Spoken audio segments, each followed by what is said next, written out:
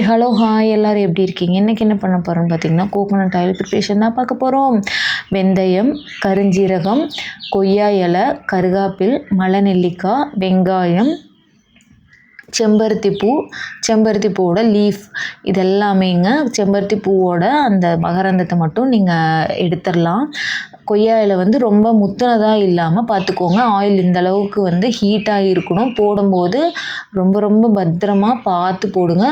கைக்கு சிகையடிக்கும், அதாவது புகையடிக்குங்க. பார்த்து கவனமாக பண்ணுங்கள். கிட்ஸை யாரும் பக்கத்தில் விடாதீங்க. அதுக்கப்புறம் லாஸ்ட்டாக நம்ம கத்தாழையை குட்டி குட்டியாக கட் பண்ணி உள்ளே சேர்த்திக்கோங்க. கம்பல்சரி மலைநெல்லிக்காய் போட்டே ஆகணும். ஆயில் உள்ளே குக் பண்ணும்போது மலைநெல்லிக்காய் கண்டிப்பாக போட்டுக்கோங்க. கொய்யா இலை எப்பயுமே மிஸ் பண்ணிடாதீங்க. கொய்யா இலை ரொம்ப இம்பார்ட்டன்ட். மலைநெல்லிக்காய் நம்ம ஆயிலில் போடுறது ஓகே, இருந்தாலும் இன்டேக் எடுத்துக்கிறது ரொம்ப நல்லதுங்க. கம்பல்சரி எல்லா கிட்ஸுக்குமே மலைநெல்லிக்காய் ஜூஸ் கொடுங்க வீட்டில். ரொம்ப நல்லது. விட்டமின் சி அதில் ரொம்ப அதிகமாக இருக்குது. எதிர்ப்பு சக்தி நிறையாவே இருக்குங்க. அதனால் கொடுங்க. இந்த அளவுக்கு ஆயிலில் எல்லாமே உள்ளே முங்கி இருக்கணும்.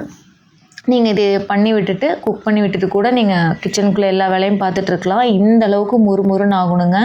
ஒரு நைட் ஃபுல்லாக விட்டுட்டு மார்னிங் ஃபில்ட்ரு பண்ணிடுங்க. க்ரீனிஷாக இருக்கும். ஹேர் ஃபால் நல்லா கண்ட்ரோல் பண்ணும். ஹேர் க்ரோத் நல்லாவே இருக்கும். கண்டிப்பாக எல்லோரும் ட்ரை பண்ணி பாருங்கள். பாய்.